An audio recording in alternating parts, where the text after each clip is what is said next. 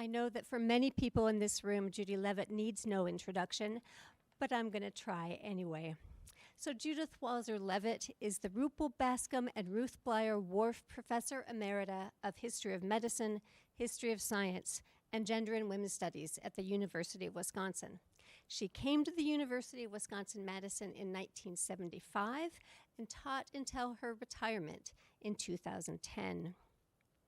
Professor Leavitt is one of the foremost historians of health and medicine of her generation, especially in the areas of public health and women's health.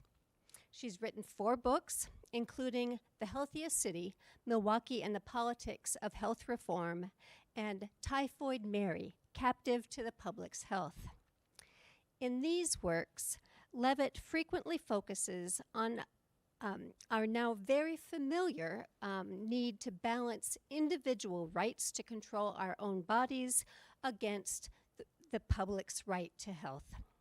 During the worst of the COVID epidemic, Leavitt used her expertise in this area to comment on our current situation. So perhaps you saw some of her op-eds.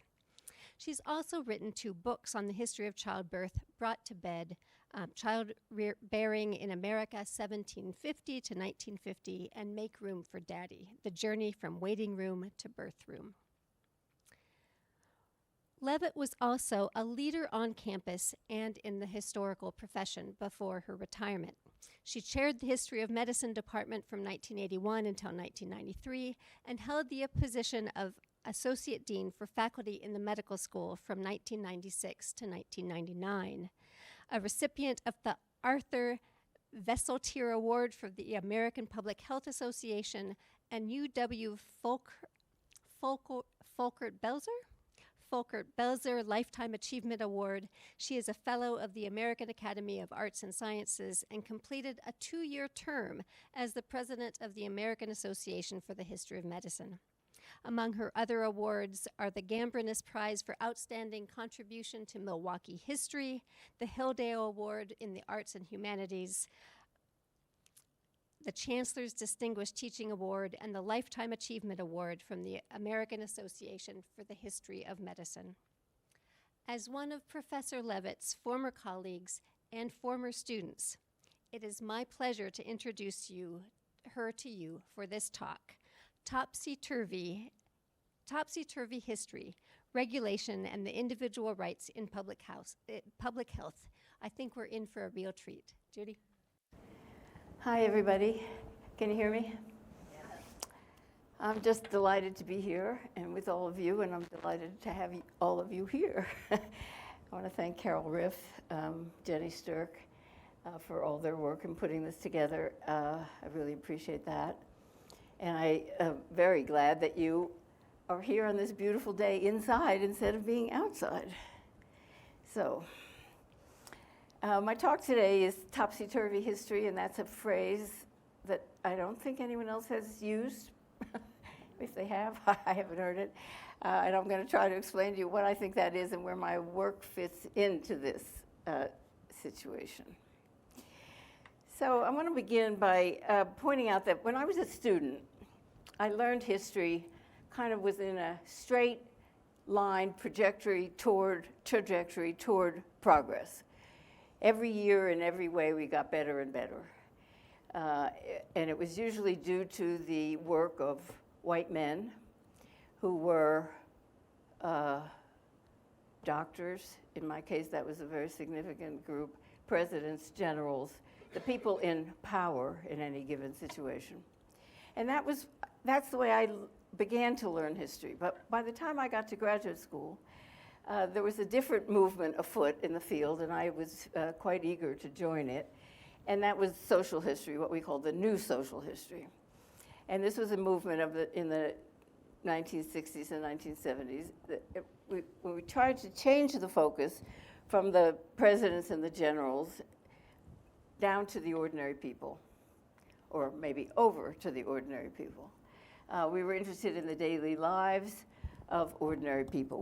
So we drew on the French Annales School, which some of you will know about. They did stunning local studies in the 1970s of French provincial mostly provincial places, and of E.P. Thompson, who was a British historian of the working class, who wrote a book called The Making of the English Working Class, that was very, very influential for me and for a lot of my generation. And he's the one who said the working class did not rise like the sun at an appointed time. It was present at its own making. And that was a very important thing. This is the agency, not just in the powerful, but in the ordinary people. We called it history from the bottom up. It was paying attention to perspective and different points of view. And we looked at class, gender, religion, ethnicity, race. And we talked in all of those cases, as we tried to broaden the field, about agency and how people were part of creating their own lives and their own futures. So we saw not a straight line of progress, but stories, and stories that matter. So what was it that we thought mattered about the past? As I say, the details of daily life we thought were really important. I mean, here we are living ordinary lives, and we wanted historians to understand that ordinary lives in the past were similarly important and could give us insight into our lives. I had particularly looked at women's lives as mothers and as homemakers, but also their political and their public lives. Women had not been part of the traditional story of history for the most part. So we changed the emphasis from the powerful to the ordinary in order to understand the human experience. And this photograph that I show you is just a favorite one, because this woman is, I think, greeting somebody coming into her room. She had just birthed the baby that she's holding, and yet her hand is on the other child. And the husband or father of the children is holding on to the other child and trying to also get her attention. So you see the whole family scene there, and the happiness of it, and the ordinariness of it in some ways. So we did a bunch of local studies, and the one I'm going to talk to you about today is from Milwaukee, which was my dissertation topic in my first book. But we looked at individual cities as a way to get beyond the bigger picture and into the details of how cities organize themselves, how people who lived in cities or lived in the countryside led their lives. And this look at the local level really did interrupt, if not overturn, the general trajectory of progress and smoothness of the historical story. And in that, I think we turned some things that we thought we knew upside down, and that's why I called this Topsy Turvy. So in this talk, I'm going to talk to you about Milwaukee, which was that first book of mine, to demonstrate that a look at a very local level, I'm going to give you two examples from this study, can show the value of a deep dive into the local situation and how it sometimes turned the story topsy-turvy. So there were some patterns in public health history that are worth underscoring what we're going to talk about today, and that is health departments. I mean, we didn't have health departments in the beginning of European settlements in North America, and yet what we did have was deadly disease outbreaks repeatedly. Smallpox, cholera, yellow fever came to the cities a lot, and the cities, towns really, had to deal with them. And so they would set up temporary boards of health to deal with the epidemic when it came. They would quarantine ships in the harbor. They would require the sick to isolate at home. And they disappeared, these temporary boards of health, as soon as the epidemics disappeared. And it took many repeated epidemics and many repeated temporary boards of health over time to become permanent. And Milwaukee's health department became permanent in 1867. New York City was the first permanent one the year before, so Milwaukee was very fast in developing.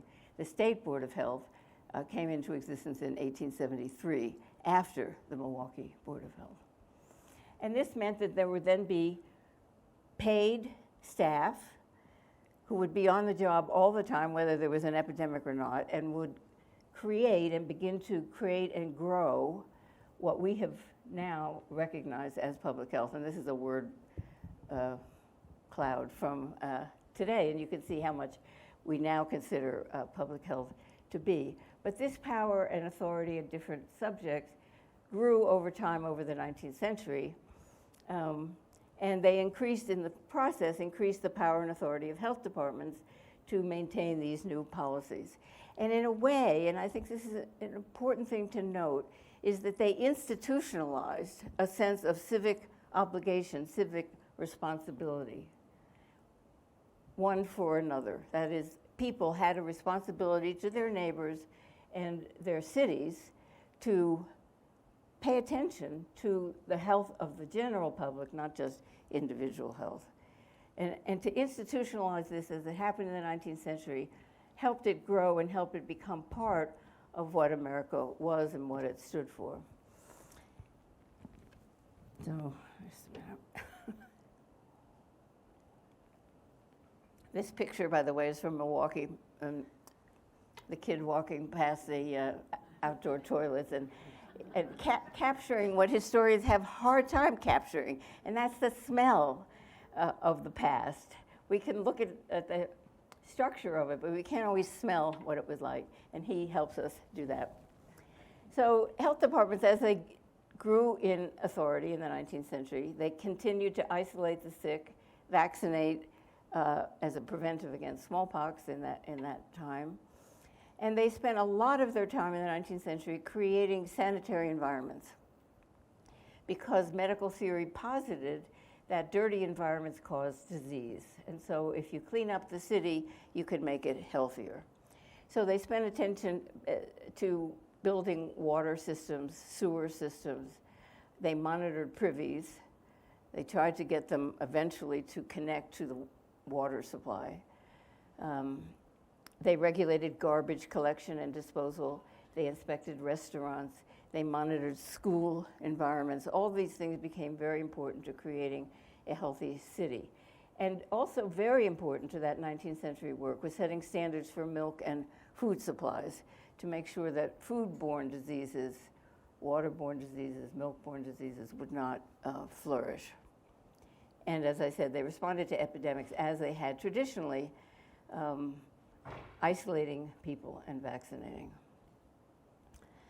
And the usual responses to the health department demands as the century went on is that Americans did learn that individual liberty must be subsumed to the public's good. So even when they didn't want to do things, the authorities were growing and showing them that they had to. And the purpose of it was for the public good and for the health of the city.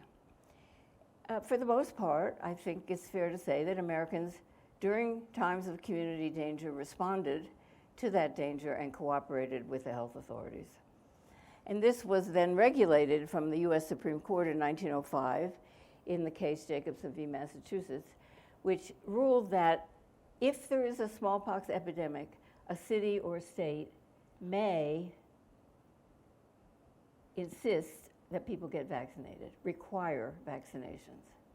Now, this didn't mean that they could come and poke you with the needle, but it meant that if you refused to be vaccinated, you could be jailed or you could be fined. And you would stay in jail, presumably, until the epidemic was over and the vaccination wasn't as necessary. And this was the ruling of the US Supreme Court. It's been interesting to me. It's finally come back into the public sphere, this decision. It was a very important one at the time it was promulgated, but often you don't hear about it. So it is, according to our law, during a time of community danger, a government may, doesn't have to, but it may require vaccination. And there were people who were jailed or fined because they refused to be vaccinated, but for the most part, as I say, there was compliance. So that's the overview of how public health developed in the 19th century. Now I want to talk to two examples from Milwaukee, Wisconsin. One is regarding smallpox, and the other is about influenza. Smallpox, you may know, is a viral systemic disease. It has a character characteristic rash, which you see on this patient here.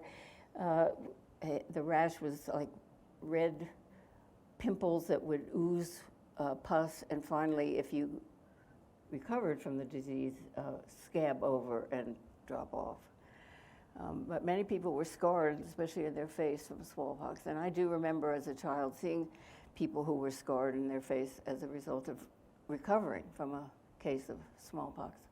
It killed 10 to 40% of people who got it, and it depended very much on the virulence of the particular virus. But it ravished North American cities from the 17th century well into the 20th century.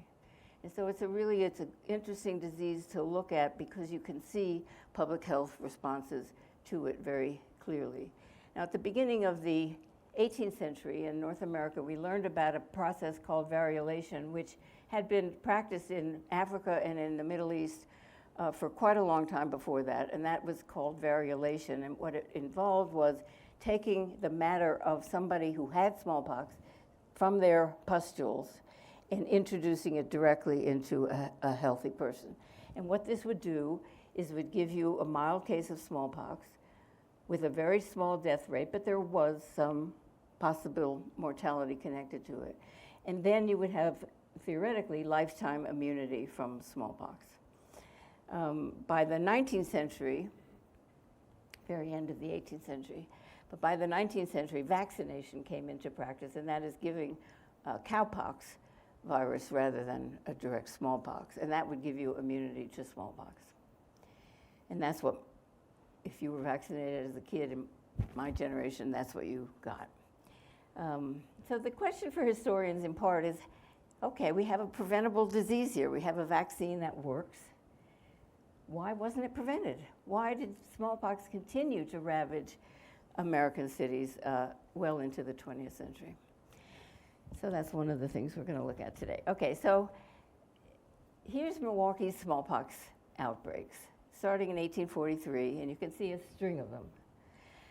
The one we're going to look at today is from 1894. That's why it's in red there. But you can see that I didn't put down with each epidemic, but there were increased powers that came to the health department as a result of most of these epidemics. And for example, you see in 1877, after the smallpox epidemic of 76, 77, vaccination was required for school attendance. So there would be different things that would be incorporated as health department policy grew and changed. And what they did was pretty common, as we've already talked about, isolating people either in hospitals or at home, vaccinating those who had not been previously vaccinated or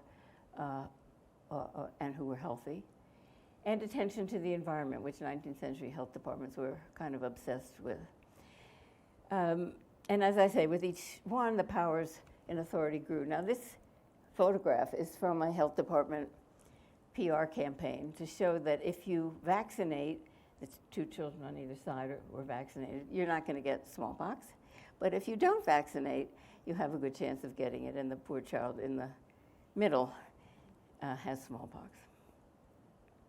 So it's that kind of PR campaigns, I think, were very common.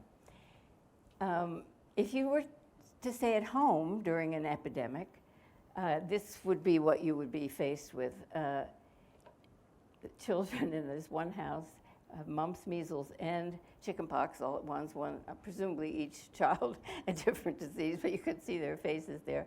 And on the other hand, which is a Milwaukee photograph, you see the sanitary officer putting a mumps sign in front of this child who has a ice bag around his mumps to try to ease the pain. And vaccination. Now, vaccination in the 19th century was a little different than we have come to know it today, and this was a very common sight. You would have 4 injection points at least, sometimes more, and each one of them would cause disfigurement and ultimately a scar. So you can see why people, at least one reason why people didn't want it. Of course, sometimes if these were to get infected, that would be an even bigger reason about why they wouldn't want the vaccination. And it's also a reason why they started vaccinating women especially, but I think some men also, on the leg rather than on the arm so that it wouldn't show. So Milwaukee, as I said before, had many, many epidemics, and they had a particularly bad one that started in June of 1894. The health commissioner immediately made vaccinations available free of charge to anybody who wanted it. He opened the isolation hospital, which I'll talk about more in a minute. He quarantined people at home by putting placards in their house that said, like the ones that you just saw, that said there was disease in there and they shouldn't come. And nonetheless, there was the citywide spread with the highest concentration of cases in the immigrant wards, the 11th ward and the 14th ward on the south side of Milwaukee. And therefore, health department activity concentrated there. That's a photograph from approximately 1894 about what Milwaukee looked like. You can see the horse-drawn streetcars, a little different from what we see today. The man who was health commissioner was Walter Kempster. He was a new health commissioner. He had come just a few months before the outbreak. Obviously, he didn't know there was going to be an outbreak. And one of the things that he did very quickly was to completely reorganize the health department. The health department jobs had been patronage jobs for the most part, that is, political appointees, and they were lucrative, so people wanted those jobs because you could have a steady income and not, frankly, too much work connected to it. What Kempster did was change it really to a civil service kind of organization in which people were hired by merit, who presumably knew something about health, how to run, and whatnot. He ran the usual vaccination campaign. He opened the isolation hospital, and he allowed quarantine at home. He did have quite a bit of resistance from the Anti-Vaccination Society in Milwaukee, which started just a few years before that. Here's a sign that would have been on a house. You can see why you wouldn't want to go in a house that had a sign like that on the front door. Here's some more. They weren't all red, but a lot of them were red. And this is Milwaukee's isolation hospital. It had been built in 1879 without any connection to the water or sewer system of the city, or heating system for that matter. So it was not a very pleasant place to be sent, and you didn't want to go there if you didn't have to. They did put in water and sewer connections in 1891, so 3 years before this epidemic came. But people still called it the pest house. They didn't call it an isolation hospital.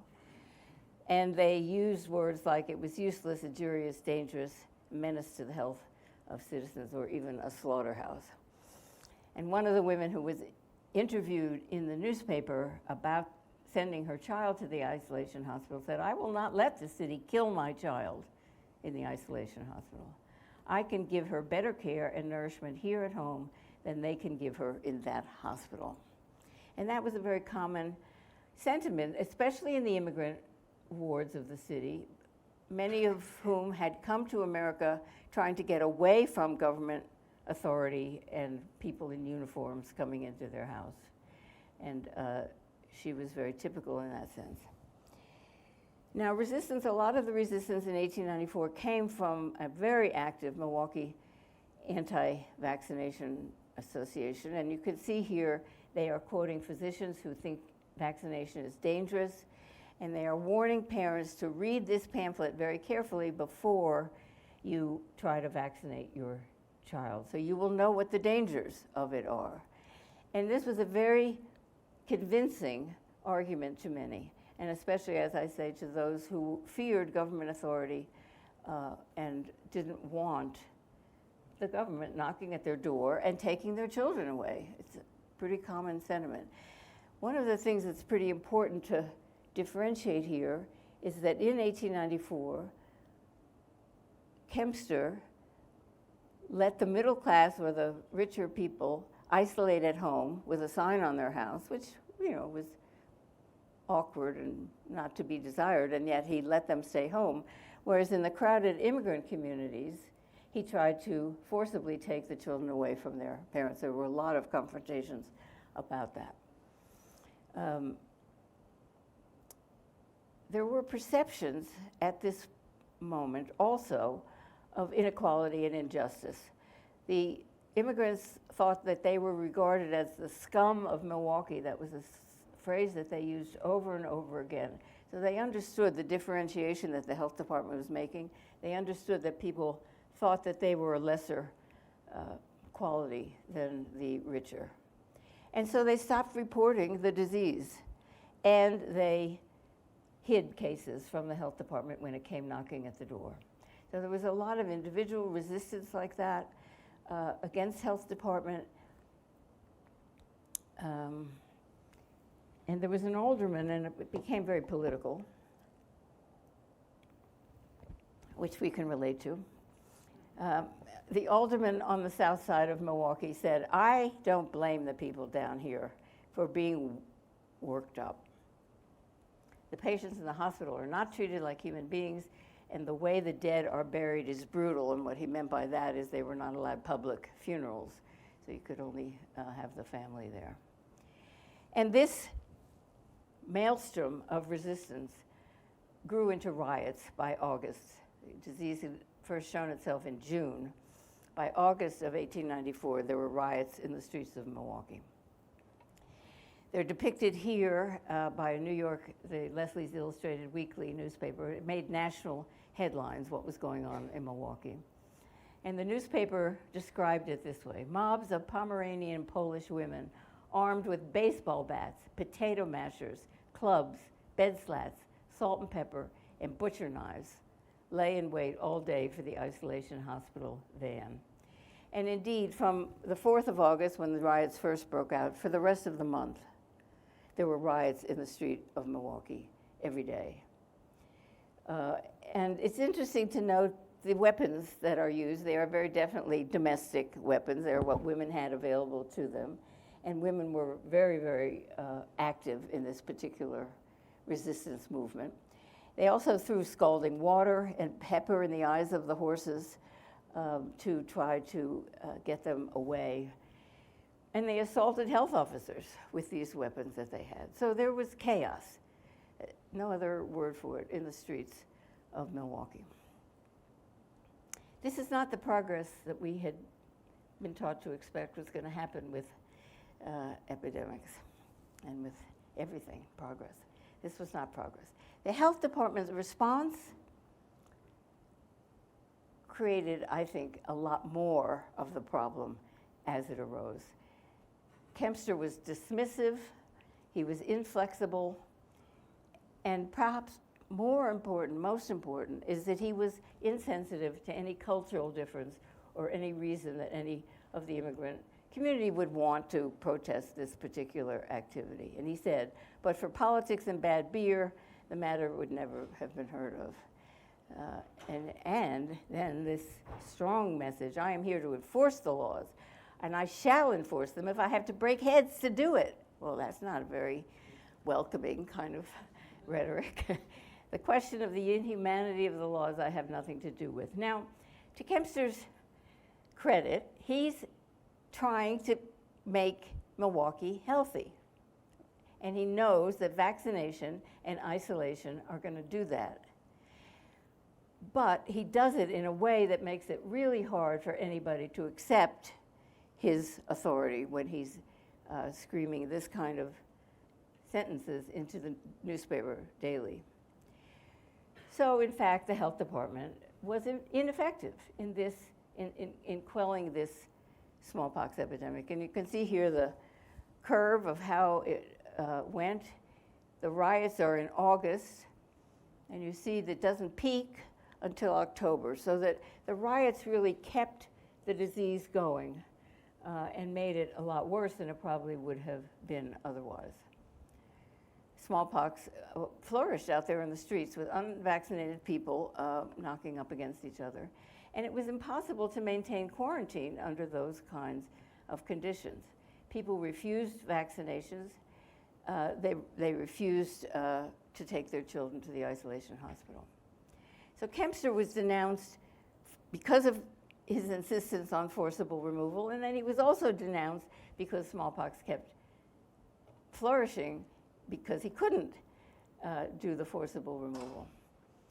The ethnic newspapers in Milwaukee, and there were many of them, the German and Polish ones, uniformly supported the rioters because they thought the resistance was a legitimate resistance. And at the end of it, and not until the D part of the smallpox is already coming down, was the resolution introduced, they impeached Kempster as health commissioner and removed him from office. So this is a state of total resistance, not only the riots in the street, but they're taking away the health department authority on all sorts of issues, like you couldn't require vaccination to go to school, you couldn't forcibly remove children to the isolation hospital, you couldn't vaccinate, etc. So they then impeached him and removed him from office. And as a result of this, the health department lost its ability, its authority, to protect the city against epidemics. And it was a very retrogressive. So instead of showing the line of progress going this way, it goes that way in 1894. Now I want to talk about influenza a little bit, another viral disease. Hit the world, and certainly hit the US and the world in 1918, 1919. I just give you the statistics here so you can compare them to COVID. 500 million people worldwide were infected by influenza in 1918, 1919. Killed 50 million worldwide. These are estimates. You can hear sometimes higher numbers, sometimes lower numbers. Just to compare, COVID, we've had about 704 or 5 million cases worldwide, 7 million deaths worldwide from COVID. So you can see the comparison. And this comparison was made during COVID, the first few years anyway of COVID, because influenza was worse. And then influenza statistics started looking a little bit better. 28% of the US population in 1918, 1919 were infected. The other figures were worldwide. This is the US, 105 million, compared to 112 million with COVID. And 650,000 to 850,000 died in the United States from influenza in 1918, 1919. We're now reached about 1.2 million of COVID deaths. So when influenza hit Milwaukee in September of 1918, the health department had, for the most part, returned to its former status that it had lost after the smallpox epidemic. And it had a lot of the authority that it had lost, and it had a health commissioner. Walter Kempster, by the way, before we just finish Walter Kempster, came back into office after a year. He appealed his dismissal, and he came back for another year, and then he left permanently. But this health commissioner was George Rupple. But what was interesting is that the 1894 smallpox epidemic became a lesson for the 1918 influenza. That is, they saw what they had done wrong, and they tried to correct it when influenza hit. Population was about 467,000 at that time, just to ground you in the size and the growth of Milwaukee. And when it was compared with other large cities, it did extremely well. Now, the way they figured out how well is to look at excess deaths over the year before. So Boston excess deaths were 710 per 100,000 population, 1918, 1919. San Francisco, 673. Philadelphia, probably the worst city in the country, 748.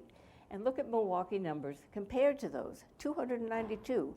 Milwaukee did very well in deaths from influenza. Minneapolis surpassed us, the only city that did so, the only large city, but barely. The numbers are fairly close. This was a sign, one of the many signs that were up around influenza. And here's a picture of George Rupple. So what he did, the very first thing is he called up the state health department and said, we have to work together on this. But he was noting that he, as the health commissioner of Milwaukee, had authority as well. And the two bodies did work very closely together in 1918 and 1919. He requested disease reporting from physicians. It was not a requirement, but most physicians complied and helped him understand where disease was and how he could approach it.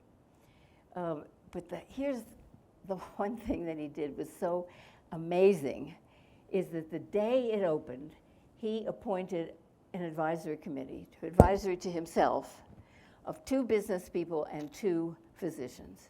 And he consulted with them every single day of the epidemic. So compare Walter Kempster, who didn't have that kind of rapport with either the medical community or with the business community. He immediately made them part of the decision-making process and kept them in the loop so that they could then inform their constituencies and help develop much more cooperation in the city. He also enlisted the support of voluntary associations, Red Cross, women's clubs, all the local associations, book clubs, all the local associations around to help coordinate activities. He did the usual of isolating people and vaccinating people. He did a major advertising campaign for teaching the public how to help, what they should do to keep themselves healthy and to help their neighbors stay healthy. And he did also, and this was being done elsewhere, but he did it, I think, better at that point, and that is organize these 4-minute talks, what he called 4-minute talks. They were different amounts of time in other places, in which he trained private citizens, members of clubs if necessary. It was sometimes the Anti-Tuberculosis Association was a big help to him here, to go around to factories and to places of work and give 4-minute talks to tell people what to do about influenza. These were enormously effective. Go into a factory, he'd get every worker to hear these talks, and they did it repeatedly over the course of the epidemic.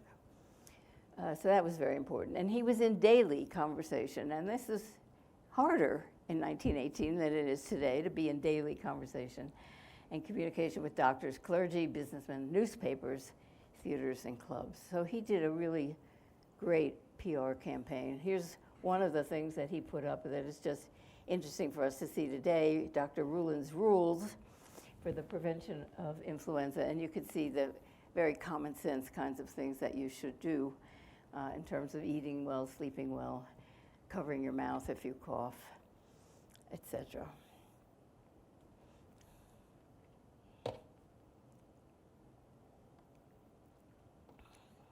But look at the bottom of it. This is your fight. Do your part. So he's really enlisting cooperation that way.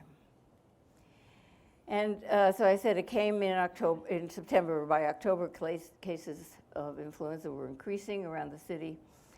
And Ruland outlawed public gatherings at that point, all public gatherings, closed theaters, movies, public dances, churches. He shuttered schools.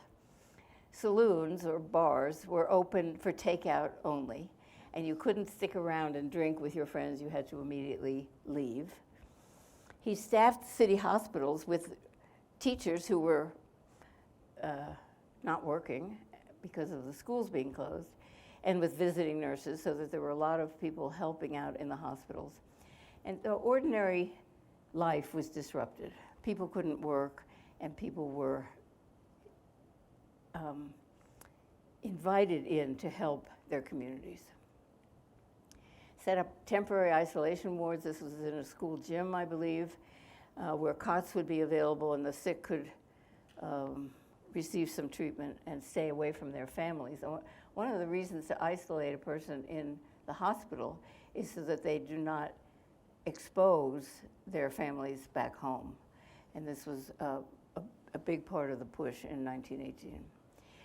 In November of 1918, cases in Milwaukee went down, and he relaxed all of the previous closures. But in December, the cases increased again. He banned public gatherings again, closed schools. This time, he only put a half-capacity rule on theaters and churches, which is interesting. It was every other row and every other seat, so that you would have an area around you, which presumably would make it harder for you to infect somebody else if you were sick. And the other thing that came into play in Milwaukee in December was gauze masks. You had to wear a gauze mask if you were out in public. And here you are in the streetcar. I believe in that picture, the person in the front doesn't have a mask on, and the conductor is telling him he can't get onto the streetcar. And you see the mail carrier and the traffic cop all wearing masks. Now, the masks they were wearing were gauze masks. You made them yourself, and you were told that if you put 3 layers of gauze, that would be sufficient. Of course, probably wasn't, but that's what they did. And George Rulin really did maintain what we would call scrupulous transparency. He consulted, as I said, daily with healthcare people, with business people, and he received in return enormous cooperation from the public. He mobilized this army of volunteers. He coordinated those efforts. He plastered the city with educational literature, like the one I showed you. He isolated the sick, and he assuaged the doubts of business people and politicians. This is a photograph of the women who helped do the 4-minute talks, who were going around to the various arenas to give their lectures. So I want to talk, though, about the municipal specificity here, because Milwaukee was different. As we saw with the statistics, Milwaukee was better than almost every other city in America. Now, the first thing they did was the same like everybody did. They gave the best medical advice they had, used scientific knowledge, and it was also, the epidemic started during the war. It went longer than the war, but the war mobilization and notions of listening to the government and doing what's important for national security was very much in evidence in 1918. But that was true in cities across America. What was different in Milwaukee was the specific political and social context in which this epidemic happened. First, as I said, they learned from the previous experience with smallpox, very consciously adopted that mindset. But also Milwaukee had a particular political context that was very important for this. In 1910, Milwaukee had elected a socialist government, both mayor and city council. The city council didn't stay socialist beyond that first election, so by 1912 it no longer had the majority, but a socialist mayor did serve Milwaukee for most of the first half of the 20th century. And they came into government with what they called good government. It was a notion that government was there to make lives better, and they started clinics across the city. They started child welfare organizations and places where people, mothers, especially with newborns, could bring their babies to get advice and to get help with food supply. They also created and gave them clean milk and whatnot. So that was also very important. By 1918, that was no longer a socialist government, except for the mayor, but it was very definitely a city in which people felt that the government should be responsible to help the public improve itself. Also, very, very explicitly, they drew on expert advice about how to deal with an epidemic or how to deal with childcare or whatever program they were doing. So expertise was kind of held up as something desirable and very helpful. There was, even though it was a socialist government and it started with socialist ideas, there was definitely a public-private cooperation going on during the epidemic and in their government programs in general. And this is also very important because we saw in 1894 that cooperation didn't really exist. The health department, as well as the government, is really consciously trying to build that community and that public-private cooperation. I think I've said it enough times, but they had learned the hard way. They learned from really having a very unsuccessful time in 1894. And what they learned and what they followed through in is that government trust and cooperation was key to a successful program.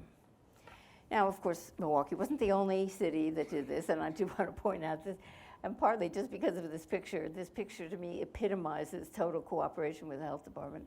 This is when smallpox hit New York City in 1947.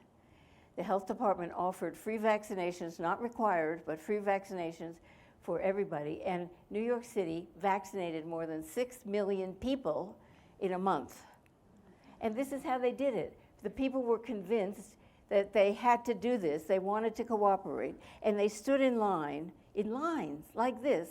Some of them were a little more chaotic. I have pictures of also some that were a little more chaotic. This one was in the Bronx, and my husband, who was a little kid in that year, in that place, stood in that line and remembers something about it. But people did, and they stood in this line, and they came back the next day if they didn't get in or if they ran out of vaccine.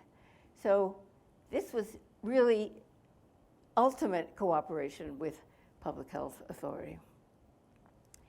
In New York, they had communication not just with the state, but also with the feds. By the middle of the 20th century, the feds get involved in public health work. And the guy who had brought smallpox to New York City in 1947 had come from Mexico and driven on a bus and changed buses in all these cities along the way. And so the U.S. Public Health Service got in the picture and traced and made sure that the people who might have been exposed to him on those buses were vaccinated as well. But vaccination was available everywhere in the city, in school buildings, in churches, around the community, as well as in health departments, of course, in a non-discriminatory way. And it showed really strong health department leadership and infrastructure. Here you have the mayor getting vaccinated very publicly to try to tell people it's okay to be vaccinated, you should get vaccinated, and then a vaccination clinic in a school. And again, in 1947, they also had the advantage of wartime organization that helped make it a little easier. Okay, so I want to turn a little bit to the implications for today. And the pictures you'll recognize in the bottom, Giuliani, who was mayor of the city of New York at the time, Hillary Clinton, who was senator from New York, and George Pataki, who was governor of New York, all walking down in unison in New York City. And then, of course, George Bush showed up to wave the flag, literally here, but to also get cooperation. So we saw, as a result of what we learned before, there was a need for well-supported, integrated public health infrastructure, and we saw this in 9/11, with not regard specifically to public health, but to public-private infrastructure. Public support was based on frequent and honest information and communication, and I think Giuliani, at that time, was really good at giving that message. He was out in front of the public all the time and talking to authorities and telling people what we knew and what we didn't know, he also said. And there was real respect shown, I think, in the city of New York after 9/11 for people's need to know and to have leadership speaking virtually with one voice. There was the perception of justice and equity. And the important thing, I think, for us is that context matters. We've learned that in the Milwaukee situation, looking at New York City also. And it is evident today with regard to COVID. Context matters a lot. The advice to the public when COVID first hit in January of 2020, if you can remember back that far, with careful hand washing, social distancing, elbow handshakes, masks, testing, vaccination within that first year, and a big public media promotion. The virus alone, we saw that everywhere. So we washed our hands, we social distanced, we clicked elbows, remember that, masked, of course. The interesting thing about masks, I just want to say, in 1918, people patriotically and dutifully wore them when they probably did them no good because they were so porous and gauze as the virus could get through. But now, when masks are probably pretty effective, obviously not 100%, but very effective in stopping the virus, they're not worn by many today because of the political divisions around masks. Testing for COVID, vaccination for COVID when it became available, there were parking spaces available and a lot of PR around people who got vaccinated. A lot of pictures on the social media about the actual vaccination process, which a lot of people didn't like. That needle going into the arm put them off, but nonetheless, they were omnipresent. And the successful vaccination with the kids who were happy with it. So we've seen all that. The difference, I think, is the context in which COVID hit our country. It arrived at what was a very low point in public trust of science and government by 2020, and a very high point in the celebration of individualism and individual liberty.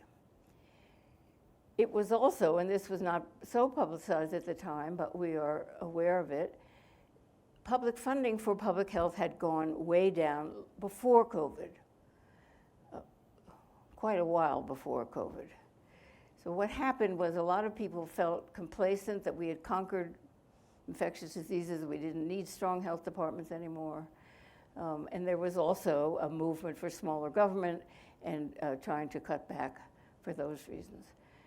And because of that, it was institutionally hard to mount a rapid response to the pandemic crisis. The Black Lives Matter movement, I think, had demonstrated by 2020 medical inequities in our system based on race and class. But there was also in the culture a lack of trust that the health department was not going to treat everybody equally. And the politics obviously were very different than they had been in what we had talked about before. Social media has really changed the way we get our information and changed the way we talk to each other, and different people get information from different social media sites.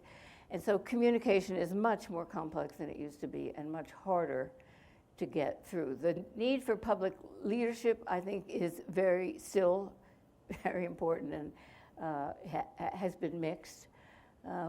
But we still use, that's, by the way, Elvis Presley getting his polio shot in the 1950s, and Travis Kelce getting his COVID shot and his RSV shot last year. So the messaging is still to use famous people to try to get, to convince others to get vaccinated, but it is much harder. The CDC messaging, I think, was not very clear, especially in the beginning. If you just take the example of masks, yes, we need masks, but no, you can't use them yet because health workers need them more. And so people didn't know what to do and were pulled in what they felt was very different directions. Since COVID, since January 2020, 26 states have passed laws limiting health officials' powers and reduced health department budgets. Now that's really striking. And of course, it has made any response that we have to COVID to be much, much harder. But the politics also of masking, of testing, of vaccination, all have made it very hard to contain COVID.